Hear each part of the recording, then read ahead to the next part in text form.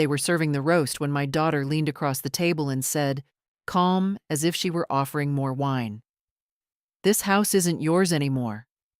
No warning, no preface. Just a statement dropped like a stone in the middle of our Sunday meal. The fork stopped. The room stilled. I kept chewing. I had to finish that bite or I would have choked on it. My name is Geraldine Harper. I'm 81 years old, and I've lived in this house for 57 of them. I brought my babies home here, buried my husband from here, planted every flower out front with my own hands. But apparently, sometime in the last year, while I was helping pay for their mortgages and watching my knees swell with each change in the weather, my daughter decided she had the right to unmake everything. Maddie didn't even blink. She wiped the corners of her mouth with that embroidered napkin I bought back in '86 and kept speaking. "We've filed the transfer. The property is under the trust now, and I'm the trustee. It's done, Mom. Done." I looked down at my plate. Potatoes, peas, roast, overcooked, as usual, since Maddie insists on using that damned slow cooker. It didn't look like a meal that would change someone's life. But there I was, sitting at the head of the table in a house that was no longer mine, surrounded by children and grandchildren who wouldn't meet my eyes. I took a sip of water. My hands didn't tremble. I've known tremors. After Derek died, after the biopsy, after the fall on the front steps. But not now. "Did you say," I asked, my voice steady, "that you transferred ownership of this house without asking me?" Maddie sighed like I was a toddler being difficult at bedtime. "You signed the documents, remember? Last year. You said you trusted me to manage things. It's the same arrangement, just formalized." What she meant was, she'd used the power of attorney I gave her during my hospital stay to turn my home into her asset. What she meant was, she thought I wouldn't notice or wouldn't care. Or maybe she thought I wouldn't fight back. Beside her, her husband Clint cleared his throat. Always the coward. And opposite me, my other two, John and Elise, just kept looking down at their plates like children caught between parents in a fight. I looked at them each in turn. John, who'd borrowed money for his business and never paid it back. Elise, who calls once a month and never stays longer than 10 minutes when she visits. And Maddie, my eldest, the one I leaned on most, the one I thought would stand by me. "You've decided," I said, "that I'm too old to make my own decisions." Maddie gave me that patient smile that feels like a slap. "Mom, no one's saying that. We just want you safe. This house is too much for you. The maintenance, the stairs, it's not practical. And if something happens, I cut in, "I'd rather it happen in my own house than in some place where strangers call me ma'am and forget my name." Silence. Then Elise said softly, "Maddie just wants what's best." Best for who? They didn't answer. Of course they didn't. I stood. My knees protested. The bones shouted. But I stood. "I don't recall inviting you all here to tell me I'm being evicted." "Evicted? Mom, no one is evicting you," Maddie said quickly, suddenly realizing how it sounded. "You're not being thrown out." "You just want to manage my home," I said, "my bills, my future, without me." Maddie stood too. Taller than me now, straighter, louder, but not stronger. "We're doing this to protect you. You gave me power of attorney. I'm using it responsibly. The lawyer agreed this was the best path forward." I almost laughed. The lawyer. Her lawyer. John finally looked up. "Mom, just stay. Please, let's not do this now. Let's not do this now." I nodded. "You're right. Not now." I walked away from the table. No one followed. I heard the click of forks hesitantly picking up again, heard the murmur of conversation trying to glue itself back together. But something had cracked in me. Not because of the house. I knew how to fight for what's mine. But because none of them, not one, had said, "You're right, Mom. This is your home." Not one had asked if I was okay. Upstairs, I sat in the rocker Derek built for me on our 10th anniversary and stared out at the maple in the front yard. Autumn had started early this year. Leaves curling at the tips, gold and rust against a blue sky. I rocked forward once, then again. I wasn't angry, not yet. I was something colder, older. I didn't cry, not for this. Downstairs, laughter started again. Someone turned on the record player, Elise's idea of ambience. Music drifted up the stairs like a perfume I didn't wear anymore. "This house isn't yours anymore." I whispered the words once, let them land in the room like she had dropped them in mine. Then I got up and went to my bedroom, where the old safe was. I turned the combination by memory. Inside, the deed, the originals, the ones she hadn't touched. I picked up the phone and dialed. "Jacob?" I said when my lawyer answered. "It's Geraldine. I need to come in tomorrow, early, and bring everything." "Everything?" he asked. "Yes," I said, "and cancel the power of attorney, immediately." I woke up before the sun. Not from pain, not from the usual ache in my hip that visits me most mornings like an old neighbor with bad news. No. This time it was my mind that pulled me from sleep. Sharp and cold, like a wind through a cracked window. I lay in bed for a few minutes, staring at the ceiling fan, listening to the silence in the house that used to hum with children, dogs, creaking floorboards, radio music from the kitchen. Now it was just quiet, heavy, like a held breath. I rose slowly, careful with my joints, and padded to the bathroom in my slippers. The light above the mirror flickered before settling. I looked at myself. Pale skin, hair like steel wool pulled back in a clip. A face that still startled me sometimes. Because inside, I still felt like the woman who built a home, not the one being eased out of it. Downstairs, the table was still set. The plates hadn't been cleared. Someone, probably Clint, had offered to help with the dishes, and I must have waved them off. The roast sat stiff in the pan, its edges hardened, like it had given up trying to be warm. I didn't touch anything, just stood there for a while. Yesterday, they had declared the end of something sacred. Not with a fight, not with fists or shouting, but with paperwork and soft, reasonable voices. That's how they get you, I thought. They wrap the blade in silk. I made tea. Earl Grey. I don't know why. I wasn't in the mood for tea. But the hands needed something to do, and the water needed to boil, and the cup needed to be held. I took it to the porch and sat in Derek's old chair, the one he refused to sand even when the arms started splintering. Said it gave the wood character. Said it reminded him to be careful where he rested his elbows. Funny, the things you remember. Funnier still how little they seem to remember. Maddie used to sit right there on the porch steps, stringing clover flowers together and pretending to read her chapter books. She cried when we trimmed the hedge too short one summer. John broke his arm, falling out of that tree. Elise once painted the dog blue and swore it was an accident. This house had raised them, fed them, held them through every scraped knee, every slammed door. It had soaked up their secrets, their tantrums, their dreams.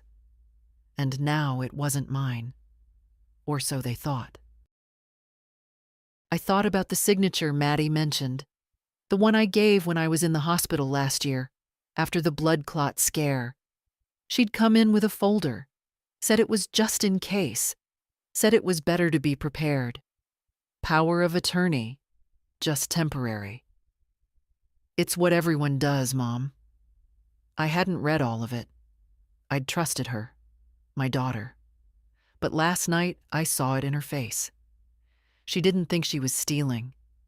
She thought she was solving a problem, tidying up the loose ends of an old woman's life, like organizing pantry shelves. I sipped my tea, lukewarm. Back inside, I opened the file cabinet in the study. The bottom drawer held everything: the will, the deed, the insurance policies, the letters from the bank. I pulled them all out, laid them on the table, one by one. My handwriting on the margins. Derek's signature, still firm and proud, next to mine on the old deed. The name Geraldine Harper, written in black ink, unshaken. No, they weren't going to erase me. At exactly 9 a.m., I called Jacob. "Geraldine," he said, surprised, "I didn't expect to hear from you so soon." "Something's happened," I said, "and I need to take back what's mine." I told him everything, or almost everything. I left out the roast, the way Elise wouldn't meet my eyes, the smell of lavender hand soap on Maddie's fingers when she pushed the papers toward me. But I gave him the rest. He didn't sound shocked, just tired. Maybe he'd seen it before. "Can you come in this afternoon?" he asked. "I'll be there by noon." I hung up and started getting dressed. No special outfit, just slacks and a warm blouse. But I took my time. Ironed the collar, buttoned the cuffs. I wouldn't walk into that office like a confused old woman with a folder full of regrets. I would walk in like someone reclaiming her name. At 11:30, I drove myself into town.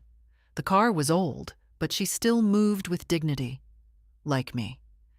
Downtown was already buzzing with school traffic, leaf blowers, the clatter of deliveries. I parked near the courthouse and walked the rest of the way. Slowly, but without a cane. Not yet.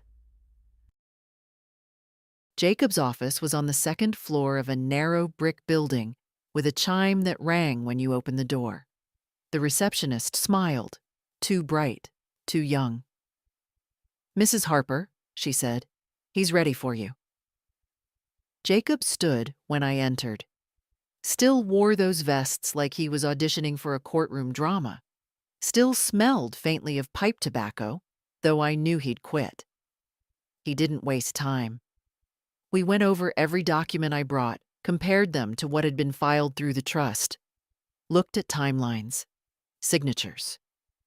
"You're not out of options," he said finally. "But you need to act now." "I'm ready." Revoking the power of attorney is the first step. We'll also need to reassert your full ownership in writing, notify the county clerk. It may take a few days. Do it all. He looked at me over the rim of his glasses. "This will change things with your daughter." "They've already changed." I signed where he told me. Initialed. Signed again. The pen didn't shake once. When I walked out into the sunlight, the wind was colder. The air smelled like the season turning. Something in me had turned with it. Not into anger. Not yet. But something sharper than silence. Something my daughter hadn't counted on. At 8:02 the next morning, a white sheriff's vehicle pulled into my driveway. From the kitchen window, I saw it crawl up slow, deliberate, like someone coming to deliver bad news in person. The same car that came for my neighbor when her husband passed in his sleep. The same county seal, the same stern letters. Sheriff. Haven Falls. For a moment, my stomach turned. Old instincts. Because when the law arrives uninvited, it's rarely good news. But then I remembered. I'd made the call. It was my request.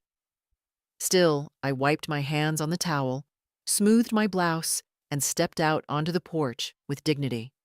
No fear, no shame. Deputy Crane got out of the car. Not the sheriff himself, but his right hand. tall, clean-shaven, polite enough to ask before stepping on a woman's roses. He took off his hat when he saw me, as if we were still in a time when men remembered their mothers taught them manners. "Mrs. Harper," he said. "Deputy," I nodded. "I received a call from your attorney yesterday. Said you'd requested presence for a property matter." "That's right," I said, stepping down one creaky step onto the gravel path. "Come on in." He followed me up the porch, then inside the house. He looked around, respectful but observant, taking in the pictures on the wall, the age of the furniture, the shine on the wood floor that I still polish myself. "Would you like some coffee?" I asked. "No, ma'am, I'm good. Just here to make sure everything proceeds peacefully." I sat at the head of the table, the same place where 2 nights ago my daughter announced the erasure of my life. Crane remained standing, hat in hand. "They might come today," I said. "Your family?" "My daughter, her husband, maybe the others. I thought I'd give them the courtesy of knowing they're no longer in control." He nodded slowly. "Your attorney said there was confusion about the ownership." "There's no confusion anymore," I said. "The deed's back in my name. Power of attorney's been revoked. The trust is voided. My lawyer filed the paperwork yesterday with the county clerk." "I saw the notice," he said. "Just wanted to make sure you weren't under any threat." I looked him in the eye. "I am under threat. From erasure. From people who think age makes a woman invisible. But I won't let that stand." Crane cleared his throat, uncomfortable now. They never know what to do when an old woman speaks plainly. "Have you had any direct confrontation with them since?" "No, but it's Friday. She usually comes by to check on things." I let the words hang. I figured she'd bring more papers, or a moving van. He nodded again. "Would you like me to stay for a while?" "Wouldn't hurt. I don't want any drama, just facts." He walked toward the front door but stayed inside, near the coat rack. I returned to the kitchen, poured myself the rest of yesterday's coffee, cold and bitter, like I preferred it this morning. At 8:47, a familiar red SUV turned into the drive. Maddie.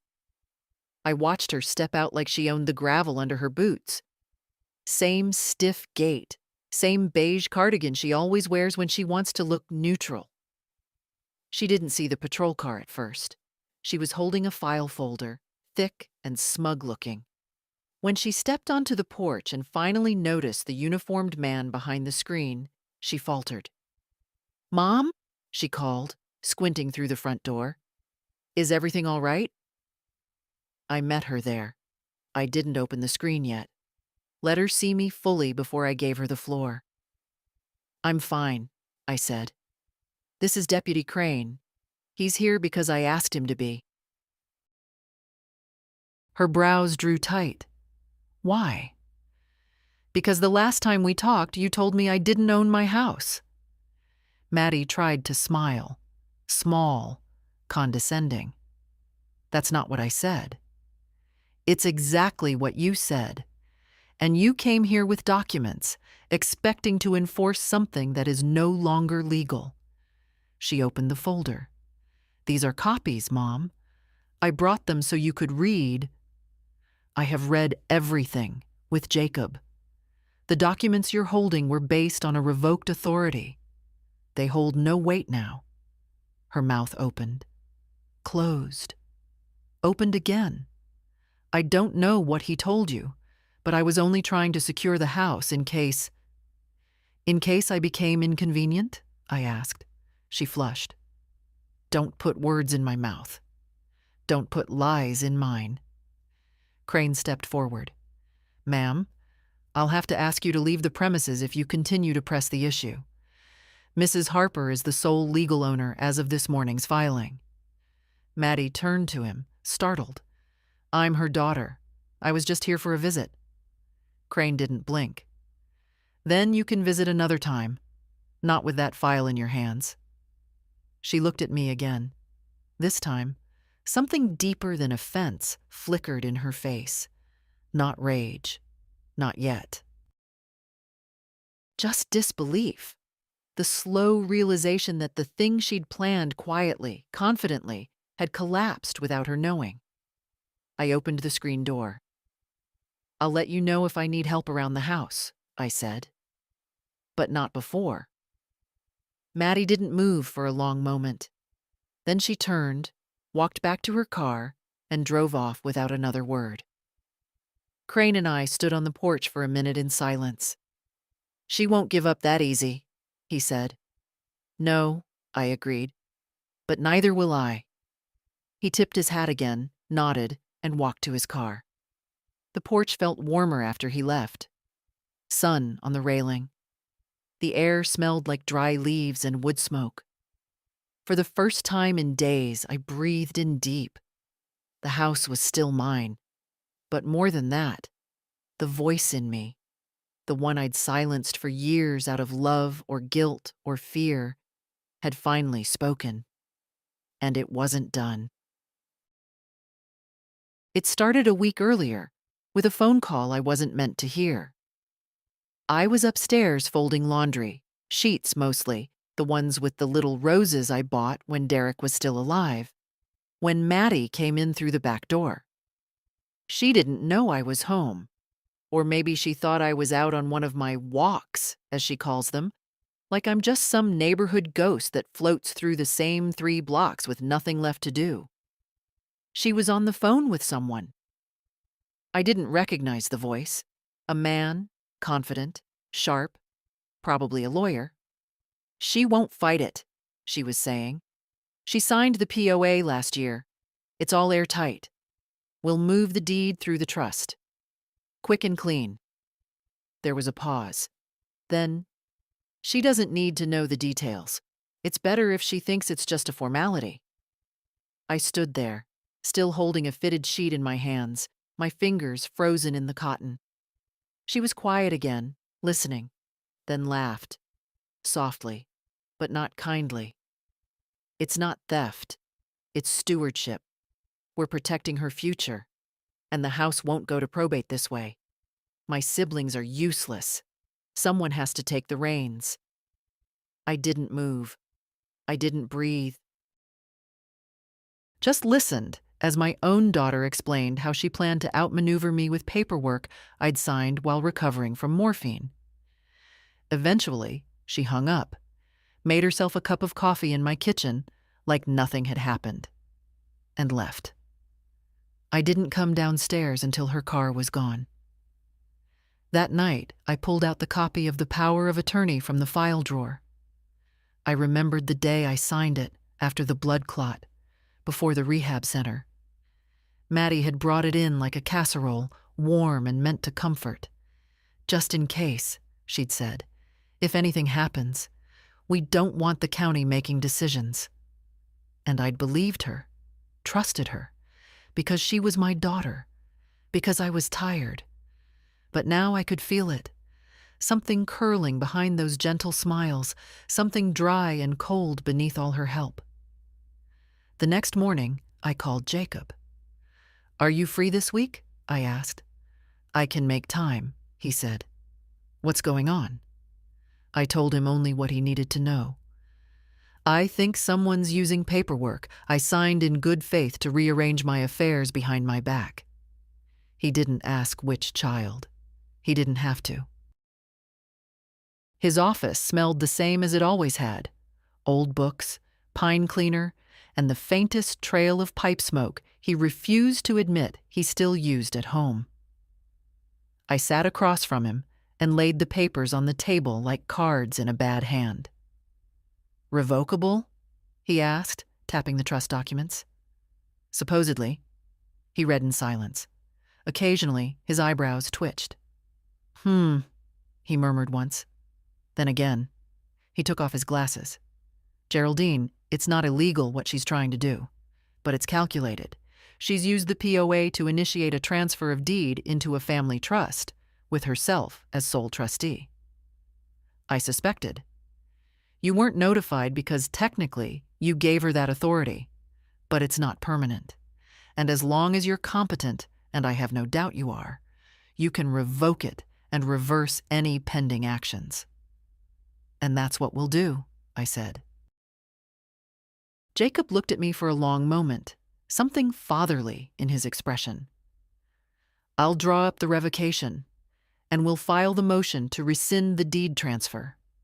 But Geraldine, this may start something. It already started, I said. I just didn't see it until now. We spent an hour going through every document. The house, the accounts, even the small investment portfolio Derek left behind.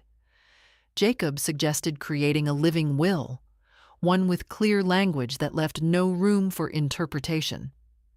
I agreed. He also recommended a backup plan, just in case she tries to use the POA again before the revocation is processed. I'll call the bank myself. He smiled faintly. You're sharper than most clients half your age. I didn't smile back. I've just been underestimated longer.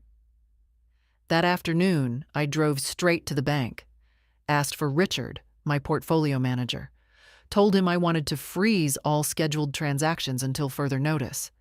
Suspicious activity, I said. Family dispute. He didn't pry.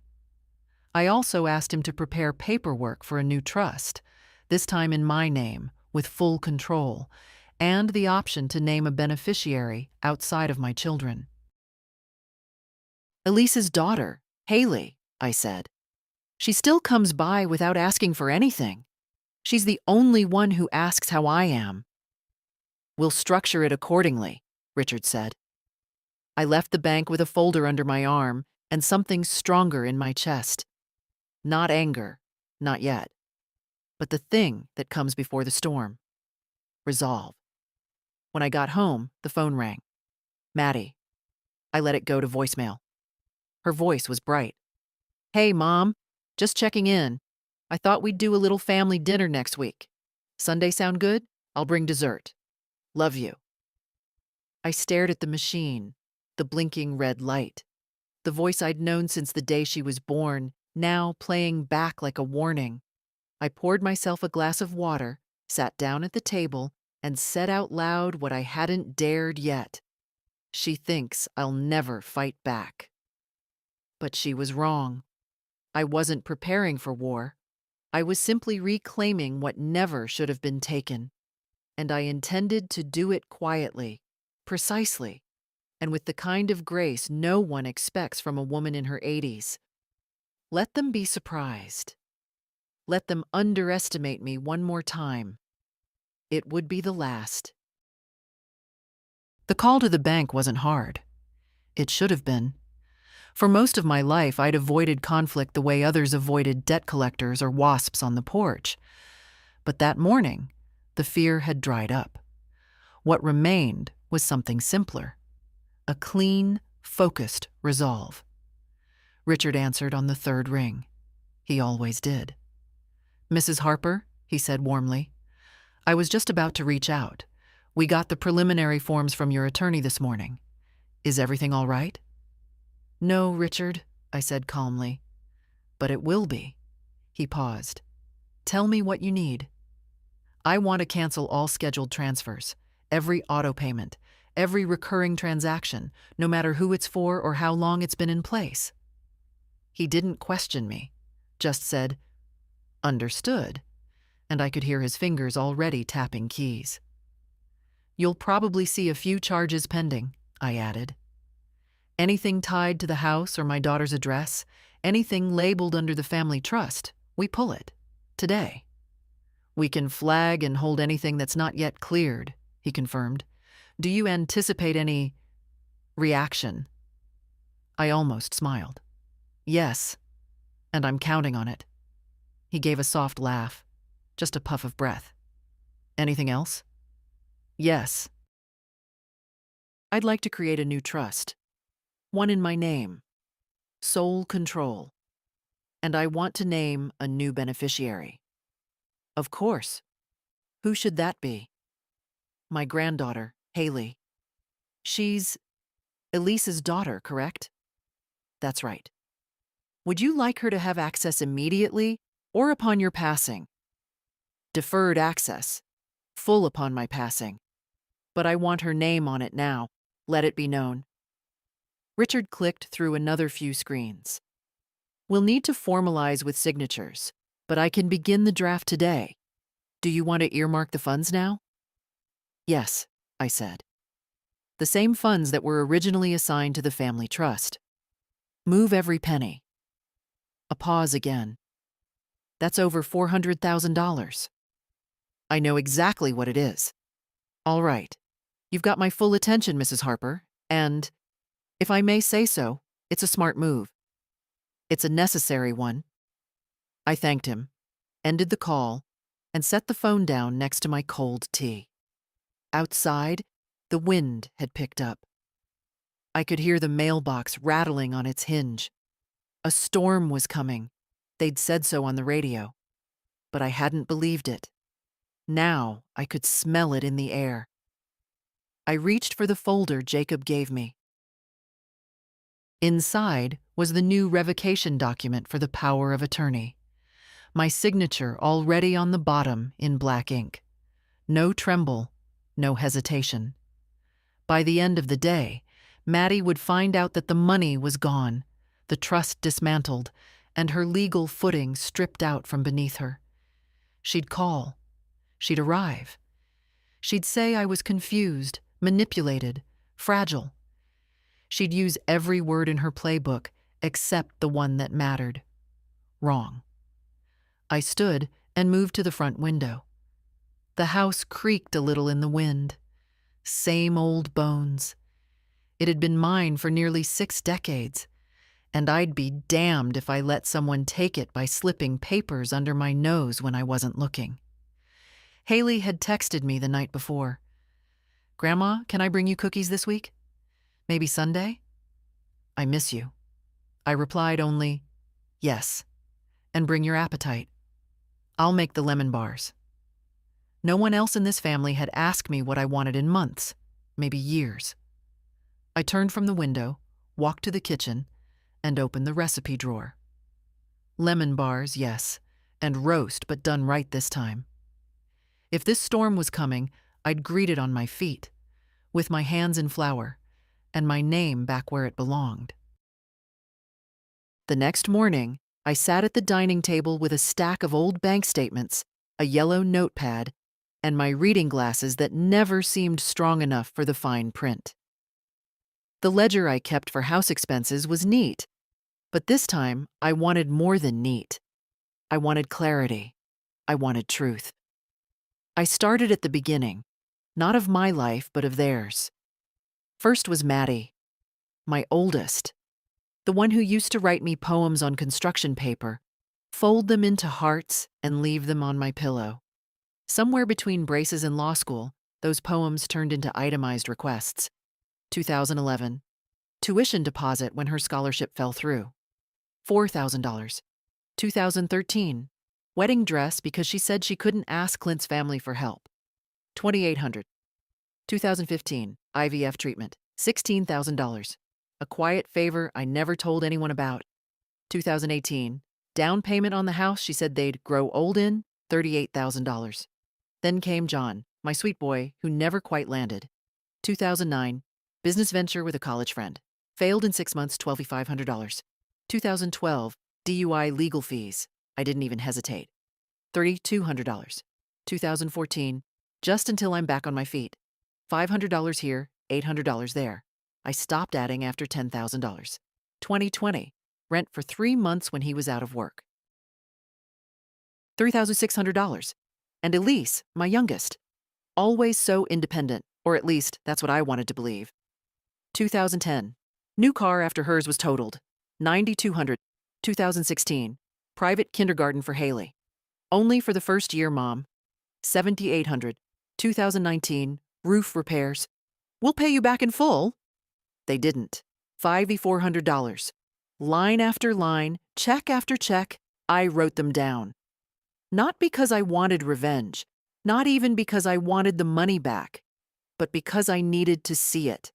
I needed to witness my own generosity, something they had come to treat like a silent subscription, a tap that never ran dry. I sipped coffee gone cold and looked at the total I'd scrawled at the bottom of the page. $123,540.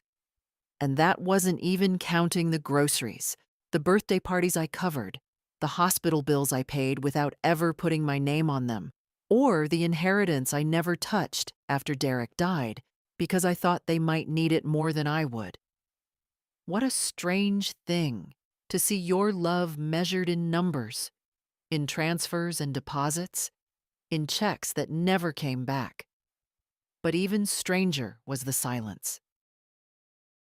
Not once had any of them sat down across from me and asked, "Do you have enough?" Not once had anyone said, "Let us cover this." Not once had I been offered help with the gutters, the groceries, or even the new mattress I desperately needed last spring when my back screamed through every night. I had been their safety net, their invisible support beam, and they had mistaken my quiet for approval. I opened the envelope from the bank that Richard had mailed overnight. Inside were the temporary credentials for the new trust account. Haley's name sat printed below mine in crisp, perfect ink. It felt like an anchor, something rooted, something that couldn't be easily lifted or undone. Haley, the one who still asked me how I slept, who noticed when I wore earrings, who didn't reach for her phone during dinner. She was 21 and had more decency than her mother did at 48. I folded the papers and placed them in my desk drawer.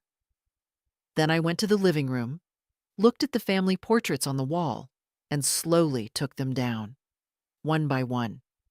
Not out of spite, but because it was time to see the house as mine again. The walls didn't need reminders of who hadn't called in weeks. They needed light. Maybe new paint. Maybe curtains that didn't sag at the corners.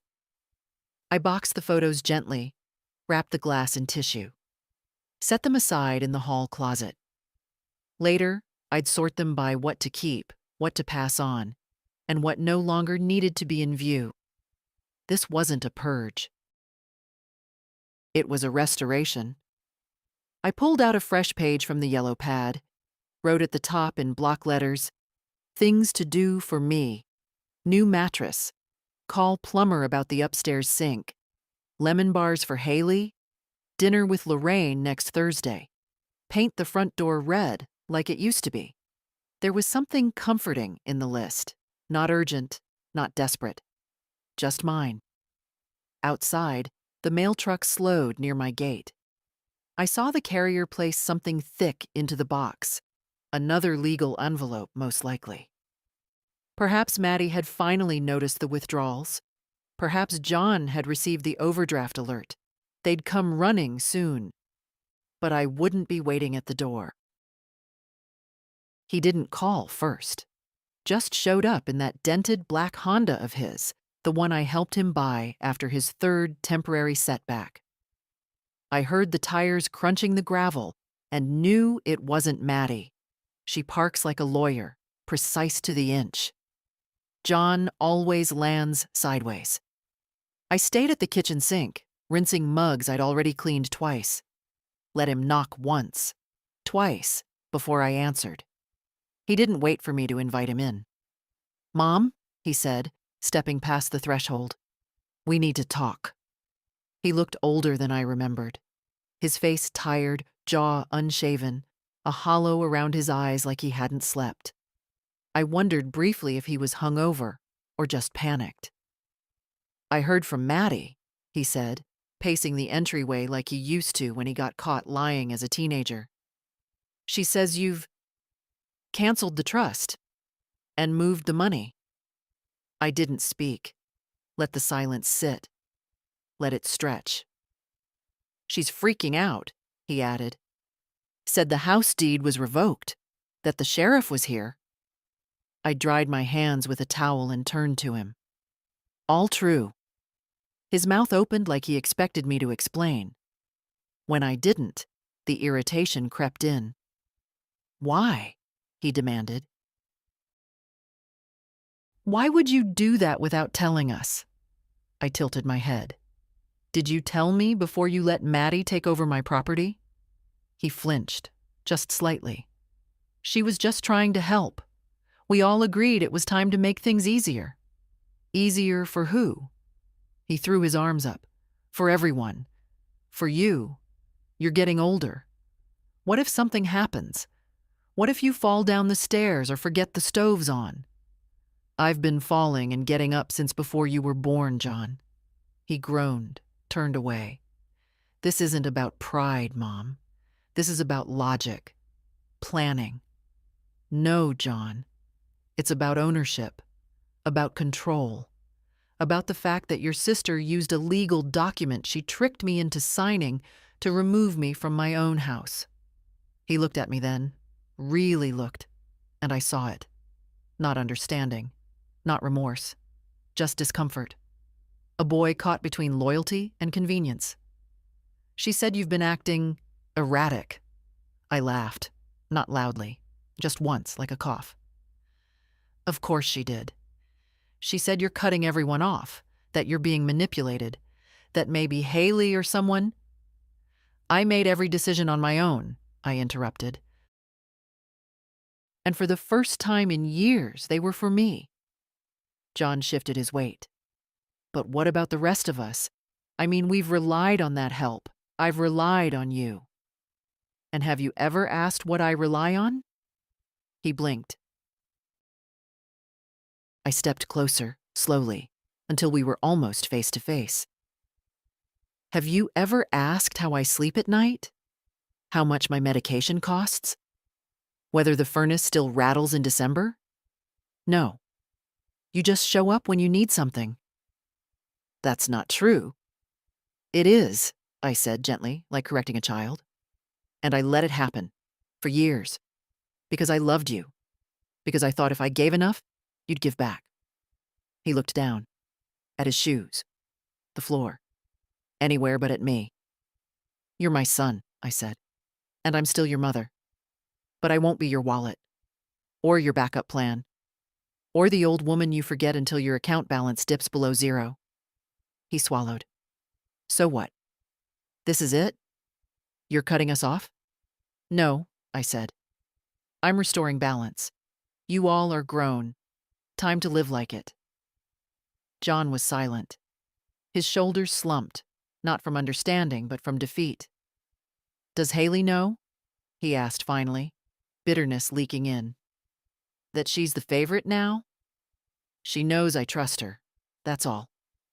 He nodded slowly, jaw clenched. I should have seen this coming, he muttered. Maddie said you'd turn on us. No, I said. You turned from me.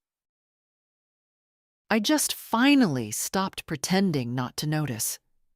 He walked to the door, paused with his hand on the knob. If things get worse, he said, not looking back, don't expect anyone to come running. I let that sit a moment. Then, that's the first honest thing you've said all morning. He left. Didn't slam the door, but didn't close it gently either. I stood there, alone in the quiet house. The air thick, like after a storm that didn't bring rain. No tears came. I was past tears. What sat in me now was a calm refusal. No more silent giving. No more shrinking for the sake of peace. Let the house echo. Let the doors close behind them. I was still standing, and I would stay standing. She didn't even have the decency to come alone. At 10:15 that morning, I looked up from pruning the ivy along the front porch and saw her car pulling into the driveway again. But this time, there was a second vehicle behind it. Sleek, white, too clean for our road. A Lexus, likely a lease. Realtor's car, I thought, and I was right. Maddie stepped out first, hair pinned tight, her walk clipped and brisk. She wore that blazer she saves for deals, the kind meant to signal authority. She didn't glance at me, just walked around the car and opened the passenger door like she was unveiling a surprise. A tall man emerged, mid-40s, slim, with a tablet in one hand and sunglasses he didn't bother removing. He scanned the property like it belonged to him. That was my first clue. He didn't know yet. I didn't move, just stood there in my garden gloves, still holding the shears. "Mom?" Maddie said, finally acknowledging me with a tight smile. "We have a showing appointment, just an initial consultation." "A showing," I repeated. "Don't worry, nothing's being signed yet. We're just getting a feel for things, square footage, condition. It's standard." I said nothing. She gestured to the man beside her. "This is Brian Morgan from Longleaf Realty." Brian extended a hand, polite but already distracted, tapping something into his tablet. "Pleasure to meet you, Mrs. Harper. Beautiful place. Classic bones." I didn't take his hand. Instead, I looked at Maddie. "You didn't call first." "There wasn't time," she said quickly. "There's a seller's market right now. We can't miss the window." "And you thought the house was still yours to sell?" Brian glanced between us, the air shifting. "I still have the original trust paperwork," she added, stepping forward. "I'm not trying to start a fight, Mom. But if you make this harder than it needs to be, it could get ugly. For everyone." I turned and walked toward the porch. Calm, slow, letting the silence stretch. Then I opened the screen door and pointed to the envelope on the side table inside. "County clerk's copy," I said. "Filed 4 days ago. Deed re-registered in my name. Your trust is void, and your power of attorney," I added, "is no longer valid." Maddie froze. Brian frowned, lowering his tablet. "I'm sorry. What?" "I suggest you both take a look before you start taking measurements." She pushed past me, no permission, no pause, and snatched the envelope, tore it open. Her eyes moved fast over the legal language, then slowed. This isn't possible," she whispered. "It's done," I said. Brian stepped back a little, clearly uncomfortable. "I wasn't aware there was a legal dispute. I really think—" "There's no dispute," I said, still calm. "There's clarity." "I need to call Jacob," Maddie said, more to herself than to me. "Please do," I replied. "He'll be glad to explain the ethics of coercion and misuse of legal authority."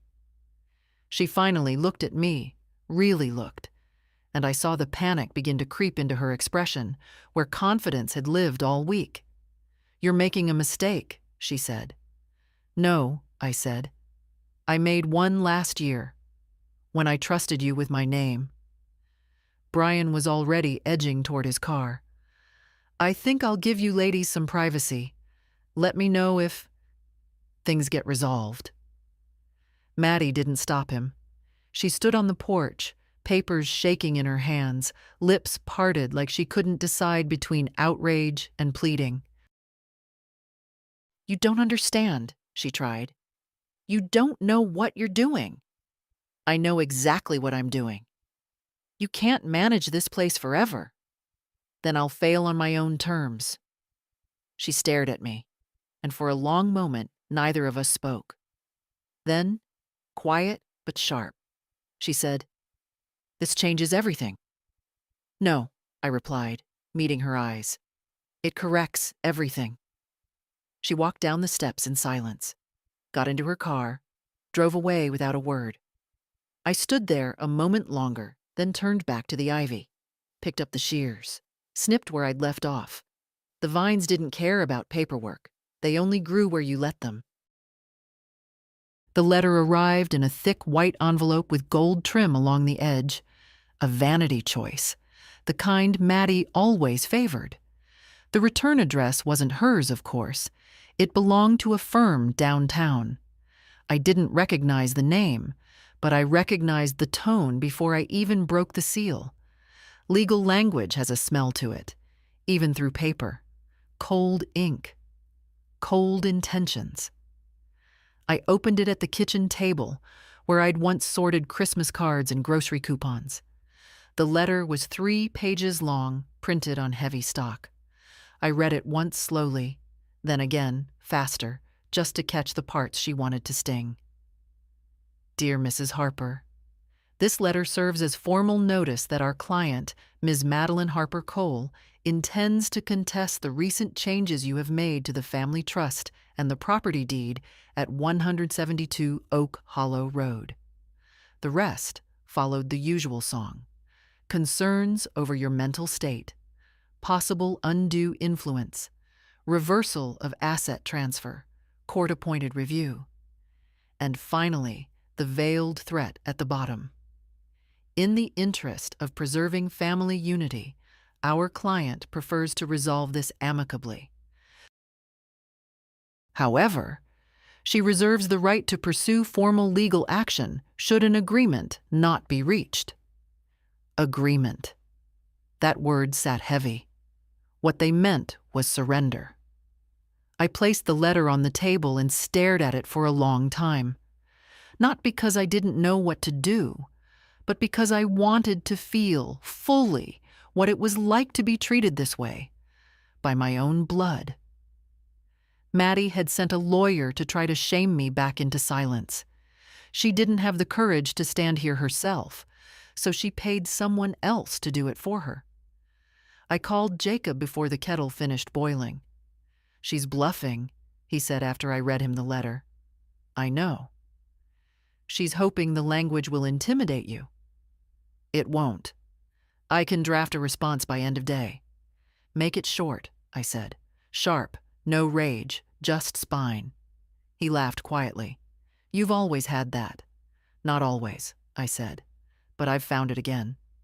By afternoon, he'd sent me a copy of the reply. To counsel for Ms. Harper Cole, your client's concerns are noted, but without legal standing. The recent revocation of power of attorney and re-registration of property have been executed in full compliance with state law and under the advisement of independent counsel. Mrs. Harper remains fully competent, as supported by documented medical and legal affirmation. Further attempts to challenge her legal autonomy may be construed as harassment. This letter serves as formal notice that we are prepared to pursue all remedies necessary under law, should these communications continue in this fashion. I didn't need more. Let them feel the difference between a silence born of fear and one born of certainty. Later that evening, a text from Elise lit up my phone. Maddie says you're lawyering up. Can we please not do this in court?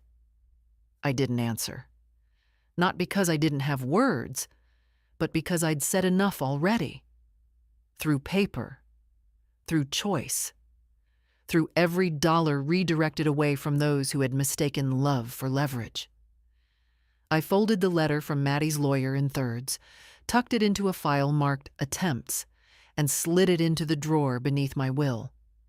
Then I turned off my phone, lit a candle, and made soup. Lentils with rosemary and garlic, just the way Derek liked it. The house smelled like winter coming, and I sat at the table by the window while the steam rose into the dark. I didn't need to argue anymore. I had already won. She came just after lunch, unannounced, with a paper bag in her arms and a nervous smile she couldn't quite hold steady. Hi, Grandma. I opened the door before she knocked. I'd seen her coming from the window, the way she always walked a little too fast, like she hadn't figured out yet that some places will wait for you. Hi, baby, I said, and stepped aside to let her in. She hugged me. Not the polite kind. The kind that says, I've been thinking about you more than I've said. I brought cookies, she said, holding up the bag like a peace offering. Let me guess, I said. Store-bought, probably with too much sugar. She grinned. Exactly. We sat at the table. The same place where just days ago Maddie had tried to erase my life with paperwork and smiles. But the table didn't remember that. Today, it belonged to just us. 2 women, 2 generations, both a little too quiet for too long. She poured the tea while I opened the cookies. Too sweet, yes, but soft in the middle. Like her. "I heard," she said after a few minutes. "About the house, about Mom." I didn't say anything right away. She's not taking it well. She's not used to hearing no, I said. Haley looked down at her mug. "She says you're being unfair." "And what do you think?" She was quiet. Then, "I think she's scared. And when she's scared, she gets mean." I nodded. "That's not new. I don't think she means to hurt you. I think she's just—" She stopped. "She wants to be in charge, all the time, like it makes her feel safe." I stirred my tea, watching the tiny swirls of milk spread across the surface. I spent a lot of years trying to protect her from what scared her. I thought maybe if I was generous enough, she'd feel secure. But some people can't be calmed by love. Only control. Haley didn't argue. That's what I loved about her. She listened like a grown woman, not a child waiting to interrupt. "I'm sorry she did this," she said. "You didn't deserve that." "No," I said. "But I let it happen. That part's on me." She looked up, startled. "It's not your fault." "It's not guilt I'm naming, sweetheart. It's ownership. I gave them the space to take from me by never asking them to give. I trained them to see me as the steady one, the silent one. And then I acted surprised when they mistook my silence for weakness." Haley leaned her chin into her hand, studying me. "They think you've changed," she said. "But I don't think you have." "I haven't," I said. "I've just stopped apologizing for being firm." She smiled. "It suits you." We sat in the sunlight for a while, eating cookies that melted too fast. Then she reached into her coat pocket and pulled out a small envelope. "What's this?" "Nothing big," she said. "Just something I made." Inside was a card, handmade, watercolor. On the front, a simple red door, open just a crack, with light spilling through. Inside, her handwriting, "You are not alone." I looked up. My throat was thick, but I didn't cry. "I know it's cheesy," she said quickly. "I just wanted you to know I'm on your side." "It's not cheesy," I said. "It's the best thing I've been given in years." She blushed. "I want you to know," I continued, "that this house, this fight, it's not just about bricks or money. It's about dignity. About what a woman keeps when the rest of the world starts treating her like she's already gone." Haley reached across the table and took my hand. "You're still here. Stronger than all of them." For the first time in a long time, I let someone see the softness under the spine. Just for a second. "You'll inherit it," I said quietly. "The house, the land, everything." Her eyes widened. "Grandma, I want it to go to someone who still sees me, not just what they can take." She didn't say thank you. She just nodded. That was better. When she left, she kissed my cheek and promised to come back next Sunday. "Bring something salty," I told her. "Enough of this sugar." The door closed behind her with a gentle thud. I stood there a long time, holding the card. I'd been holding up the roof for so long, I forgot what it felt like to be held. She reminded me. The envelope was plain, no return address, just my name in Elise's handwriting. A little more hurried than I remembered, like she wasn't sure if she should be writing at all. It came 3 days after Haley's visit. No text to say it was on the way. No warning. Just a quiet thing slipped between bills and a grocery circular. I sat at the table, opened it with the same butter knife I use for jam, and unfolded the single sheet inside. Ink slightly smudged in the corners. No heading, no date, just words. Mom, I don't know how to start this without making things worse, so I'll just start. I'm not writing to defend Maddie, or John, or even myself. I want to understand what happened. I've been thinking a lot about that dinner, about the way you looked at us, like you didn't recognize who we'd become. Maybe you were right not to. I didn't know about the papers Maddie filed until after. She told me it was a formality, said you'd agreed. I should have asked more questions. But the truth is, I didn't want to know. Not really. Because if I knew, then I'd have to admit that we've been using you. There's no easy way to say it. We took, and you gave. Always. Without asking. Without. And that kind of giving, it fools everyone. It makes us believe you're endless. I never meant to treat you like an obligation or a solution, but I think I did. I think we all did. I guess I just thought you'd always be the one who held everything together, that you'd never push back. So when you did, it scared us. I'm not angry at you. I'm ashamed of myself.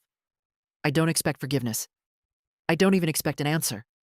I just wanted you to know I see it now. I see you. Love.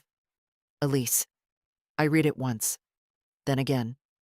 Not because I didn't understand it the first time, but because there was something fragile in it. Something that deserved to be heard more than once. Not an apology exactly, but an unsealing. I folded the letter and set it on the table beside Haley's card. 2 pieces of paper. 2 women on either side of me. One young enough to still believe in beginnings. One old enough to finally admit to the middle. Elise had always been the quiet one. The one who drifted between other people's choices. She never argued, but she also never stayed long. 10-minute visits. Short calls. A voice that rarely asked, "And how are you, Mom?" But the letter? That was something else. A voice not calling to fix or to smooth or to claim, just to say, I looked away. And I was wrong. I didn't cry. But my chest ached a little. That's how real things feel when you've grown used to distance. Not like pain, like recognition. I didn't write back. Not yet. Instead, I set the kettle on, took out the good tea, the one I save for guests who know how to sit in silence, and brought a chair out to the porch. The house was quiet, but not empty. And for once, the quiet felt earned. Maybe one day she'll come in person, maybe not. But that letter was a door creaking open, and I had time. For now, I let the wind move through the ivy, let the old boards creak under my chair, and held Elise's letter in my lap like a memory that had finally stopped hiding. The notary's office was tucked behind the pharmacy downtown in a small beige building with no sign except the name in faded gold lettering on the glass. Marlene E. Tate, Notary Public and Document Services. I'd been there before. Years ago, when Derek and I updated our will after John's second bankruptcy. Back then, it felt like insurance. Something you hope never gets used. This time, it felt different. Like locking a door you already knew someone had tried to force open.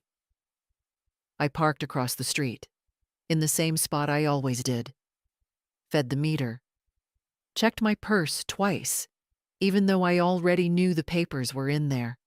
Clipped neatly in a manila folder with my name written across the tab in my own hand.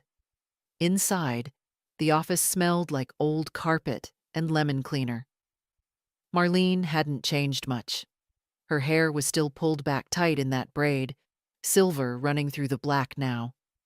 She looked up from her desk and smiled when she saw me. "Geraldine," she said. Still sharp as ever, I see.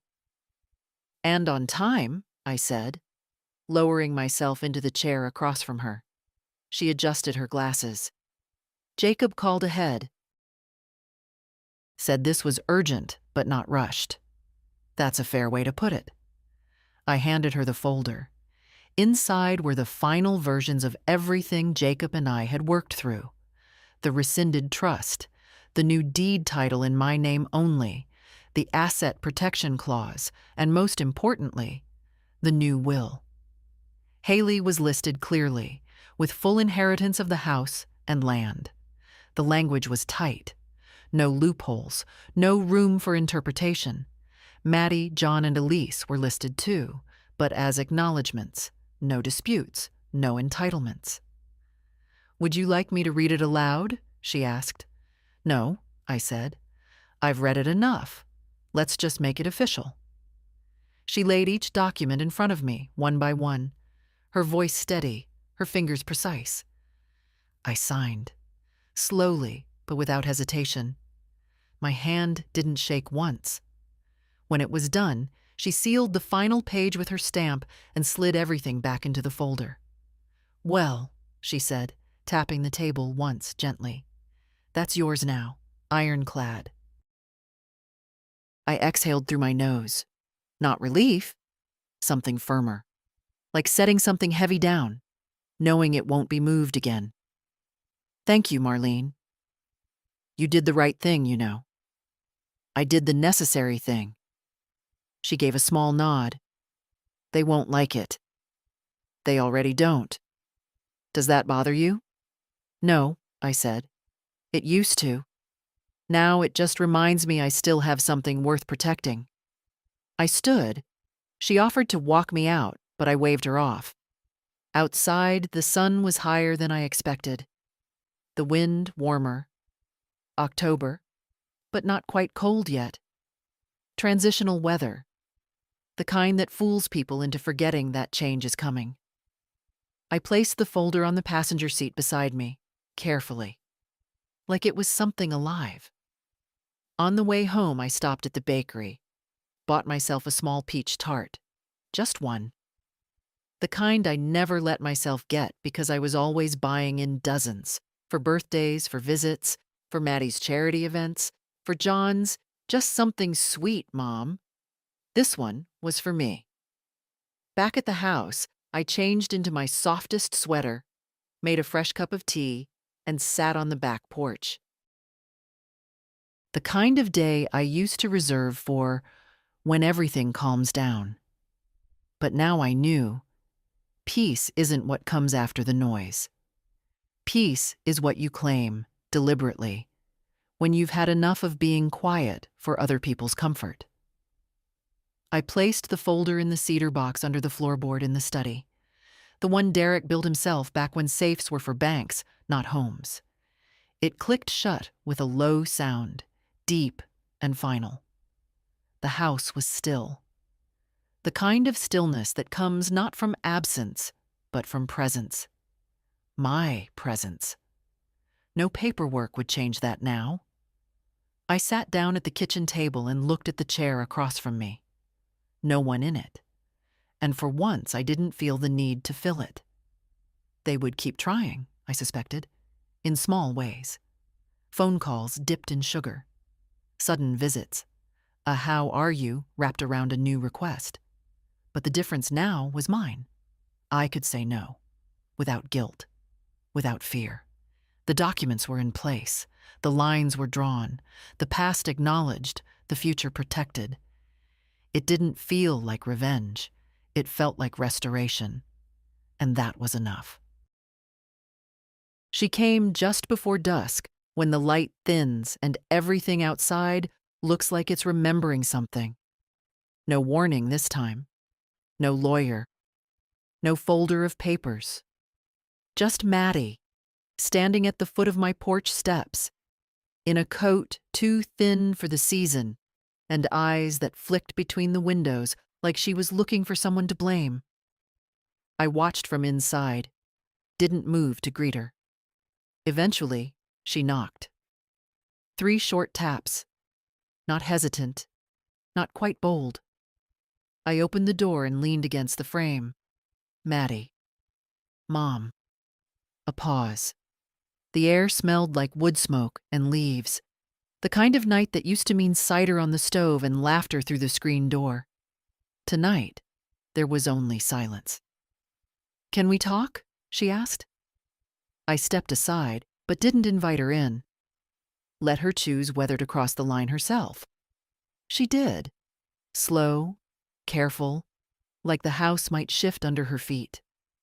We stood in the hallway. I didn't offer her tea. She looked around like a stranger. Her eyes paused on the bare walls where family pictures used to hang. You took them down. I rearranged, I said. For who? For myself. She bit the inside of her cheek, a nervous habit she's had since she was a girl. For a moment, I saw her at 12 again, the day she broke the neighbor's window and came home with a lie in her throat. I read your lawyer's response, she said. You didn't have to make it so final. I did. I was trying to do the right thing, Mom. No, I said calmly. You were trying to do the convenient thing, for you. She stiffened. You make it sound like I'm some kind of thief. I make it sound like you used legal means to take what wasn't yours to control. Because that's what you did. She looked down at her hands. No rings today.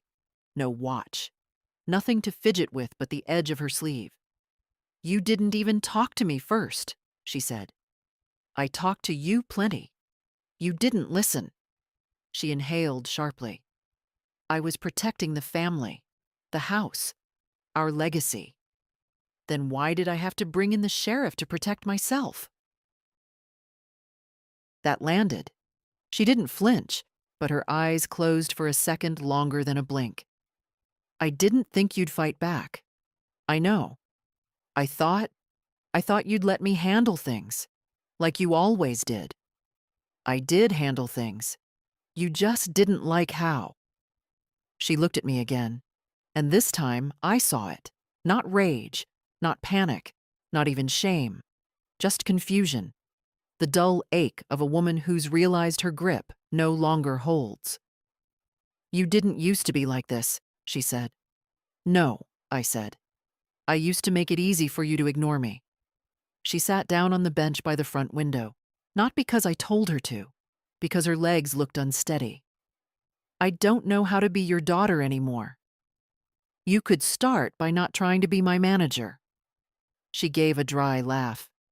I never thought I'd be the villain in your story. You're not a villain, I said. You're just someone who thought I'd stay small. We sat like that for a while, her staring out at the yard, me leaning on the frame of the open doorway. The sun slipped low, coloring the edge of the sky with that deep orange that always made the trees look like they were on fire. It was quiet. Finally, she asked, "Do you still love me?" The question didn't surprise me, but it still caught in my chest. Yes, I said, but love doesn't mean I owe you silence. She nodded, slowly, then stood. I'm not going to fight you in court, she said. I don't have it in me. That's good, I said, because I'd win. That earned the faintest smile from her, just a twitch at the edge. At the door, she turned back. Is there anything left for me in this house? I held her gaze. Respect the boundary, I said. Maybe one day there will be. She nodded, didn't argue, didn't apologize either. When the door closed behind her, I didn't feel triumphant. I felt steady, rooted, the kind of stillness that comes not from winning, but from no longer being at someone else's mercy. Outside, the wind picked up. Dry leaves skittered across the porch. Inside, the house remained mine. And that, finally, was enough. The morning came quiet. No calls, no knocking. No envelopes slipped through the mail slot like threats disguised as paperwork. Just the sound of the kettle, the low creak of the old floorboards, and the soft hum of wind moving through the trees beyond the back porch. It was the first morning in weeks that didn't feel like it belonged to someone else. I took my time with the tea. Real leaves, not the bagged kind. Let it steep the full 5 minutes. Sat at the kitchen table with the cup in both hands, feeling the heat work into my knuckles. The ache was still there. Age doesn't negotiate. But it wasn't sharp. It just reminded me I was still here.